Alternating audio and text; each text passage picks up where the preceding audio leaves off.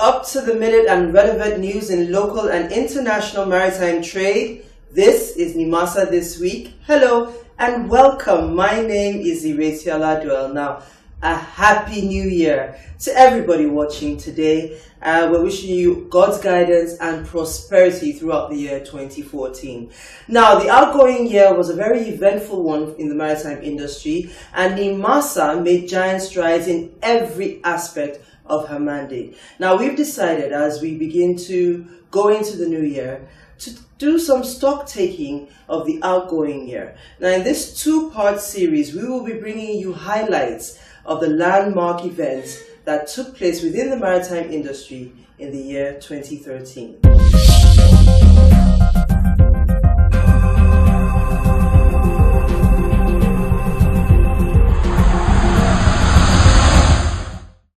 Perhaps the most significant development for Nimasa in the year 2013 was the formal appointment of Nimasa as the designated authority for the implementation of the International Ship and Ports Facilities Security Code, ISPS. Our review begins with a report of that development.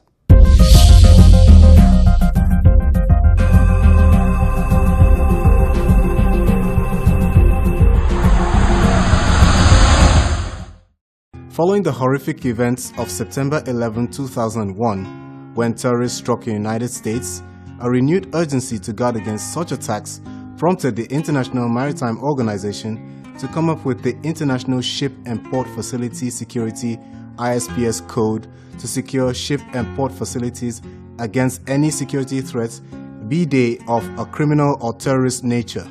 Many member nations of the IMO, including Nigeria, quickly ratified the code. Nimasa and a host of other related government and security agencies make up the ISPS Code Implementation Committee, ICIC, which is chaired by the Executive Director, Maritime Safety and Shipping Development of Nimasa, Captain Bala Agaba. Nimasa and the ICIC on Monday 10th June at the Echo Hotel and Suites in Lagos organized a two-day General Stakeholders Conference on the implementation of the code in Nigeria. The conference proper was preceded by an opening ceremony in which the chairman of the ICIC, Captain Bala Agaba, gave a welcome address in which he spoke extempore about the urgency of the issues confronting stakeholders as regards ship and port facilities security. Reading through the report, I've gone out to bring a national item. The ports are there, the facilities, the recommendations, and the timeline is here. Everything is here. So what we are here to do is to make sure this report comes out clean by July 31st or at latest August 31st. We must have this clean bill of health. So I expect that everybody's interest is to make sure that we come out effectively and urgently to solve this problem. We will call here today to talk to each other, exchange ideas on how best we can move forward. Shortly after the welcome address, it was the turn of the Director General of Nimasa, Siakede Patrick Akpobolokemi, to give an opening address in which he emphasized Nimasa's willingness to cooperate with all stakeholders to stamp out the criminal activities that have been threatening our maritime domain.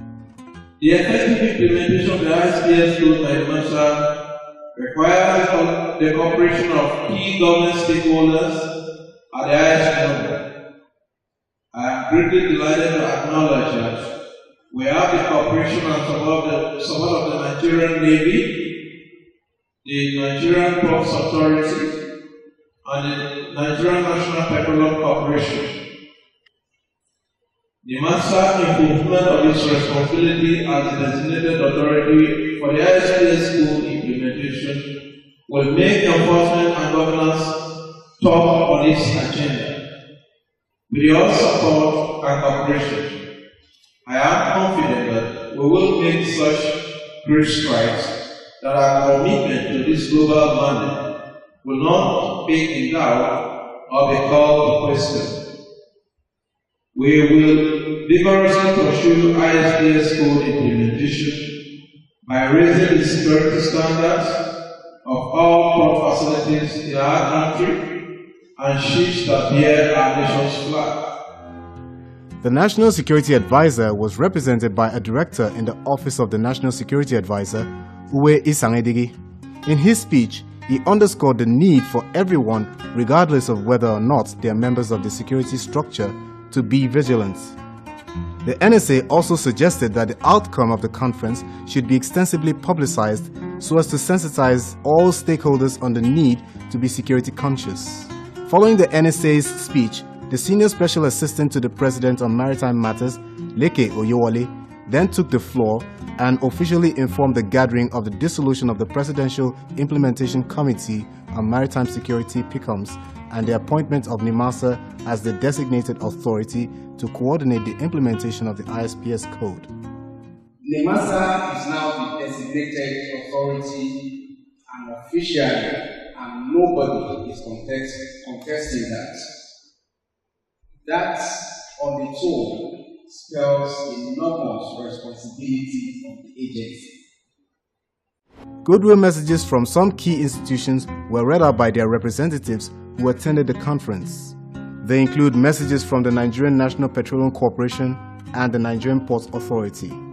The Nigerian Navy's representative on the board of Nimasa and Chief of Naval Operations, Admiral Ogunjimi, who represented the Chief of Naval Staff, gave a background to the events that led to the need to evolve the ISPS code. When the incident of September 2001 happened, a lot of actions were set in motion. And one of it was to look at the safety of life at sea, solars, and to make some amendments. It is out of that amendment that ISPS code was instituted. Rounding up the goodwill message was a representative of the U.S. Embassy in Nigeria. Without a doubt, Nigeria faces a daunting task, exerting effective control over its ports, waterways, and ICs, making those areas safe for commerce and passengers alike. Our belief that Nigeria can meet these challenges is more than just reassuring words. We have supported and will continue to support national and regional efforts to improve maritime security in Nigerian waters. The conference then kicked off with participants addressing questions and making suggestions to members of the ICIC who were present. We, however, caught up with Chief Isaac Jolakpamo, the chairman of the Indigenous Ship Owners Association of Nigeria, ISAN, and asked him for his comments on the proceedings. This has been an ongoing thing, and every ship owner should be ready to comply with the ISPS code. We also ran into the Special Assistant on Technical Matters to the Honorable Minister of Transport, Professor William Estefanus, and sought his views on Nimasa's appointment as the designated authority to implement the ISPS code. Now, if Nimasa is in charge of maritime administration, naturally they should be saddled with that responsibility. And because the Ministry of Transport is the supervising ministry for Nimasa, it gave it the enablement and the strength to be able to discharge its constitutional responsibility.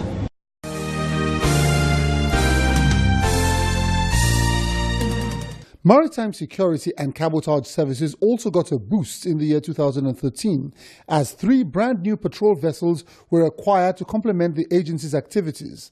The next report is about that landmark acquisition.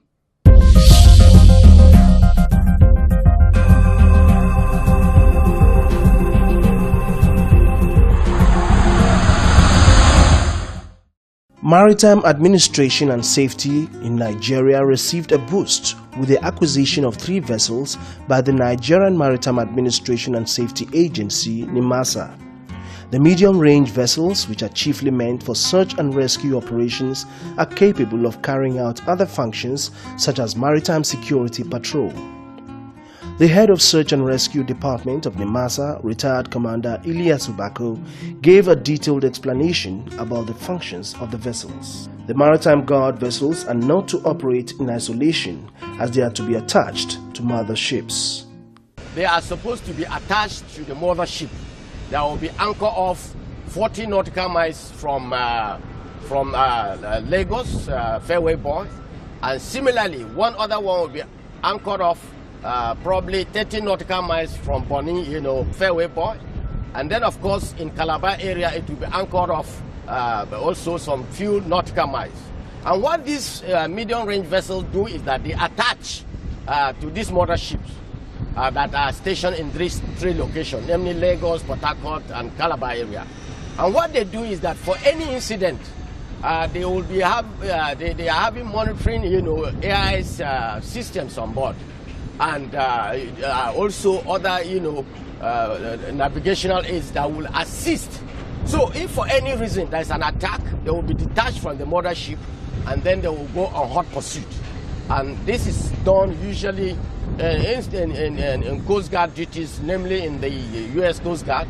In fact, Malaysia has also adopted that system. So the mother ship are very, very critical for this operation. The acquiring of the vessels is no doubt a step in the right direction of reducing the criminal activities of pirates and sea robbers operating within Nigeria's territorial waters.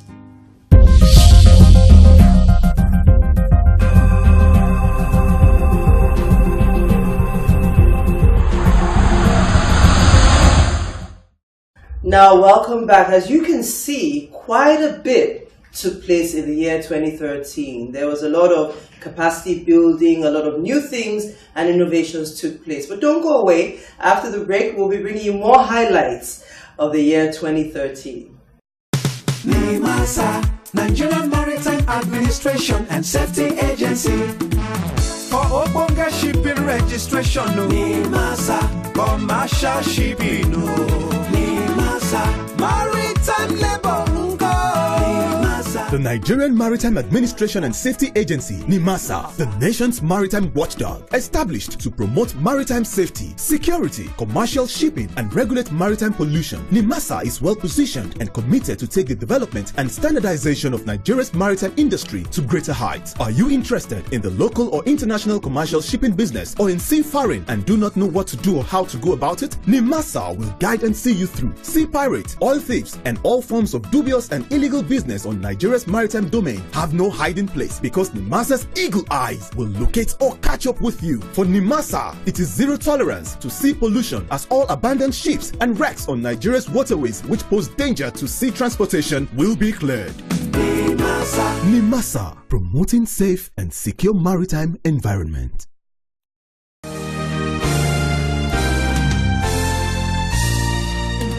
The ratification of the Maritime Labour Convention by Nigeria in the course of the year 2013 can be said to be a major feat by Nimasa. Even more so was the lodging of the ratified instrument at the International Labour Organization headquarters in Geneva. Our next report is from Geneva.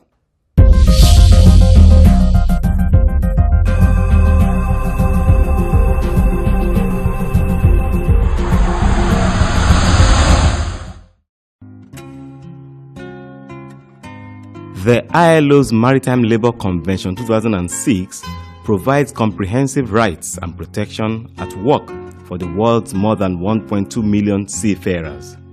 The convention sets out seafarers' rights to decent conditions of work on a wide range of subjects and aims to be globally applicable. It has been designed to become a global instrument known as a fourth pillar of the international regulatory regime for quality shipping, complementing the key conventions of the International Maritime Organization, IMO. The MLC 2006 will revise 36 conventions and one protocol immediately it enters into force.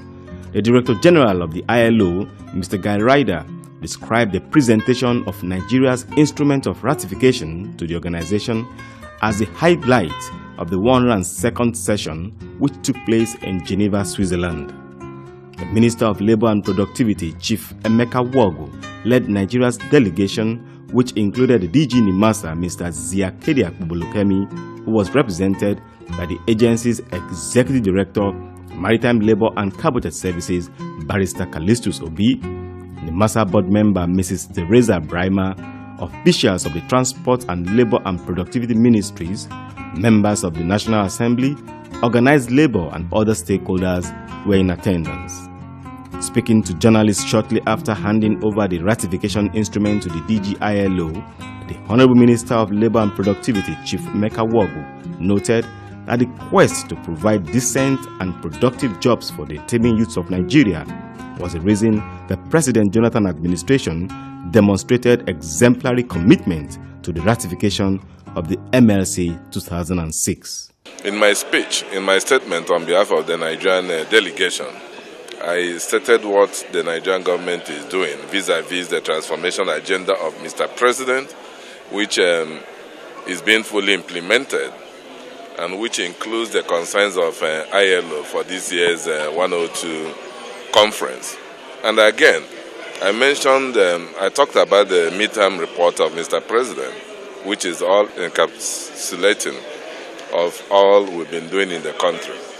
So the transformational efforts of the current DG of ILO is in sync with the transformation agenda already put in place by Mr. President in our country.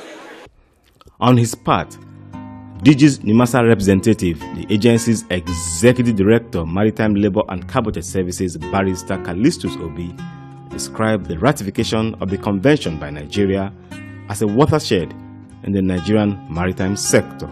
The ratification is a defining moment for the Nigerian maritime sector. It comes with a whole lot of activities that will greatly impact on the maritime sector in terms of labor, in terms of crewing. As a matter of fact, it opens a new vista entirely. So it's a whole lot of program. Today we've just finished with the ratification, the submission of the instrument. When we get back home, we'll begin an entirely new process that will turn the sector around. With this submission, Nigeria became the 5th country from Africa and the 38th country amongst the 185 member organization to ratify the convention. Otumba Kunle Folarin is the chairman, Nigerian Seafarers Welfare Board. He also witnessed history made in Geneva. It's been a struggle to make sure that Nigeria joins the international maritime community, has a voice in the international community, and win in that process a mandate for the welfare of Nigerian seafarers. Today, the document has been deposited, and I assure you we are going to move forward from now.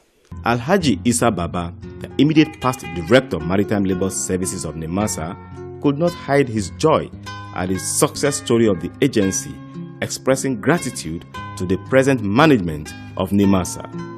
Today, all the day this instrument was ratified and signed by the President was one of the happiest days in my life. Basically because we started this journey for a very long time. We tried all we could to get it done. It is done. It is a big relief to the millions of Nigerian seafarers, whom I believe should be very grateful to Nimasa and to the DG in particular, who has put in so much commitment and sacrifice to ensure that this thing has been done. Now that the country has submitted the ratification instruments to the ILO, the next stage is domestication of the convention. With the submission of the ratification document of the Maritime Labour Convention 2006 to the International Labour Organization, Nigerian maritime sector can be rest assured that Nimasa is working towards ensuring that the best interest of the human component is well taken care of. Osaji Edward reporting for Nimasa This Week in Geneva.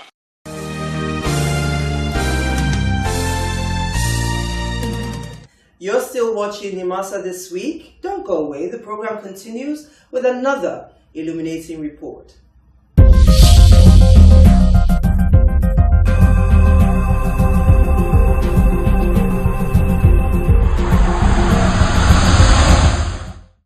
The National Seafarers Development Program continued to forge ahead in leaps and bounds within the year 2013. Hundreds of Nigerian youths got enrolled in the program and were sent to the Philippines to train as seafarers. We got a chance to visit the Philippines, and here is our report. Human capacity development in the maritime sector is a mandate that Nimasa has pursued with so much vigor in order to engender accelerated shipping development and afford indigenous shipping operators the opportunity of playing a pivotal role in the inland and coastal trade in Nigeria. To address this unpleasant situation and achieve significant success in the building of local capacity, Nimasa in 2008 came up with a major human capacity development initiative tagged Nigerian Seafarers Development Program (NSDP). The program has recorded significant milestone with 16 state governments having embraced the initiative. The Senate and House Committee on Marine Transport believed very much in the National Seafarers Development Program as a panacea to the dearth of seafarers and technical hands required to bring about the much-needed turnaround in the maritime sector. Indeed, the success story of NSDP will not be complete without the vital inputs from these distinguished and honorable men and women. It was therefore not surprising that the House Committee on Marine Transport, led by its chairman, Right Honorable Ifeanyi Ugwuanyi, alongside delegates from Nimasa on November 15, 2013, embarked on a working visit to the Philippines to evaluate the progress of the program against its original blueprints. Their mandate also included the assessment of the educational facilities available in the various institutions collaborating with Nimasa, and most importantly, assess the welfare of the Nigerian cadets studying in the Philippines.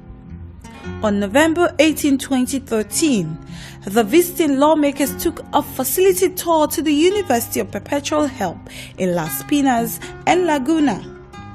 Everywhere they went, the Nigerian delegates got a rousing welcome deserving of an envoy of this caliber. The story was the same the following day as the delegate visited the University of Lyceum for an assessment of the educational facilities available in the university. Two of the legislators who were in the Philippines with some Nimasa officials had this to say about their observations. The policy of Nimasa towards bringing our children up in the area of maritime development, seafarers, and is worthy, and we want to appreciate them for especially locating a very, very good school in the Philippines, and we could see the infrastructures. When we look at the economy of the Philippines, we know that seafarers or the maritime sector contributes a lot of revenue, and we hope that this development will be transferred into Nigerian economy. As you can see, sometimes we within the National Assembly, they only bring the theoretical aspects for us to see how allocation can be made and for it to be feasible. But when we come on this oversight, we're able to see firsthand what is really happening. I've never been impressed like I've been for the past 2 days in going to these university campuses and seeing the Nigerian students, one, their living condition, the educational infrastructure being put in place, and even the ship stimulators, very impressive on also. The entire management staff, this is indeed a laudable project. And me personally, is something I'll commend them any day, because absolutely I have seen a very fantastic job in the making, bringing up the youth, believing in these youths that they are the future of tomorrow. The accompanying Nimasa officials also had this to say. It's been a very good experience bringing out the members of the Honorable House of Representatives to this fact-finding and interesting mission of oversight function. We are glad they've done their job of seeing how the students are faring, and we are very delighted with the kind of support they have for the growth of capacity development in Nigerian maritime sector. The university that we have seen so far and the conduct of our students is highly commendable. And that the management of Nimasa, in the course of time, they will be truly proud of this great strength that they have made towards production of pool of seafarers. It is truly a very, very commendable effort by the management of Nimasa, and I think Nigeria in general will be truly proud about what we have seen. Presently, there are over 2,500 Nigerian youths enrolled in various maritime academies around the world under the National Seafarers Development Program.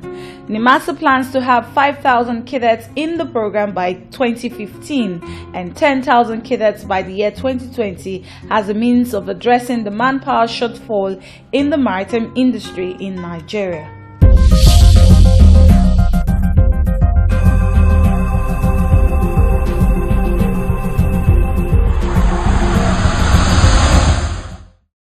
And so we come to the end of the very first edition of our show in the year 2014. As always, we hope we kept you educated and informed.